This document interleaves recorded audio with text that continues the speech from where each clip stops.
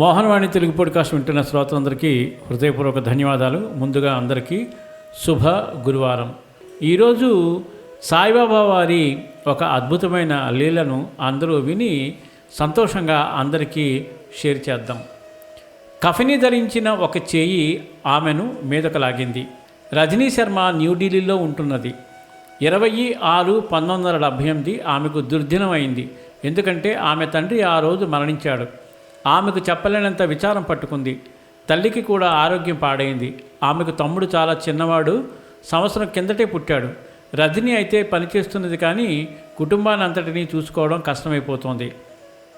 తండ్రి మరణించిన 3వ రోజున వాళ్ళు సాంప్రదాయం ప్రకారం ఏదో ఒక దేవాలయానికి వెళ్ళవలసి ఉంది. కాబట్టి రజనీ కూడా అలానే చేసింది. కర్నాట్ ప్లేస్లో ఉన్న ఆంజనేయ స్వామి గుడికి వెళ్ళింది. అక్కడ ఆమెకు బాబా ఇత్తడి విగ్రహం కనపడింది. ఎందుకో బాబా విగ్రహం రజనీని బాగా ఆకర్షించింది. బాబా చెయ్యి పైకెత్తి ఆశీర్వదిస్తున్నట్లుంది. అప్పటికి ఆమెకు బాబా గురించి సరిగ్గా తెలియదు. బాబా ఆమె జీవితంలో ప్రముఖ పాత్ర పోషిస్తారని ఆమెకు ఎలా తెలుస్తుంది? ఆ చిన్న విగ్రహాన్ని ఇంటికి తీసుకువచ్చి పూజా మందిరంలో పెట్టింది. బాబాని చూస్తూ ఇలా అంది, తండ్రి చనిపోయాడు, ఇక నుంచి మీరే నా తండ్రి. బాబా ఎవరో సరిగా తెలియకుండానే ఇలా ప్రార్థించింది. కొద్ది రోజుల తర్వాత తనతో పాటు పనిచేస్తున్న ఒక స్నేహితులతో లోడీ రోడ్డులో ఉన్న ఒక గుడికి వెళ్ళింది. అక్కడ కూడా రజనీకి బాబా విగ్రహం కనపడింది. అంతకుముందే తను ఒక బాబా విగ్రహాన్ని పూజా మందిరంలో పెట్టుకుంది. అదే ఆలోచనతో ఉన్న రజనీకి ఒకనాటి రాత్రి చిత్రమైన కల వచ్చింది. ఆ కలలో ఆమె లోడీ రోడ్డులో ఉన్న గుడికి వెళ్ళింది. దర్శనం తర్వాత బయటకు వచ్చి చెప్పులు వేసుకుందామని అనుకుంటూ ఉండగా ఏదో పెద్ద గ్రానైట్ గోడ అడ్డుగా ఉన్నట్లు కనపడింది. ఆమె గోడ ఎక్కడం మొదలుపెట్టింది.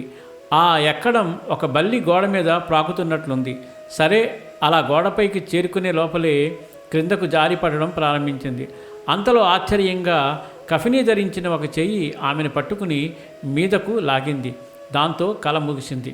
రజనీ జీవితంలో అదే పెద్ద మలుపైంది. అప్పటి నుండి ఆమె బాబాకు భక్తురాలుగా మారిపోయింది. అలాగే బాబా కూడా ఆమె జీవితంలోని కష్టసుఖాల్లో ఆమెకు చేయూత అందిస్తూనే వచ్చారు. ఆమె తమ్ముడు పెద్దవాడై ఎగుమతి వ్యాపారం పెట్టి ధనవంతుడయ్యాడు. వాళ్ళ ఆర్థిక పరిస్థితి చక్కగా కుదుటపడింది. తర్వాత రజనీ షిరిడీలో ఒక అపార్ట్మెంట్ కొన్నది. ఆ మధ్యలో షిరిడీ ఎన్నోసార్లు వెళ్ళి వచ్చేది. ఎక్కువ కాలం షిరిడీలోనే ఉంటూ ఉండేది. సర్వే జనా సుఖినో భవంతు, లోకా సమస్త సుఖినో భవంతు. ధన్యవాదాలు. స్వస్తి.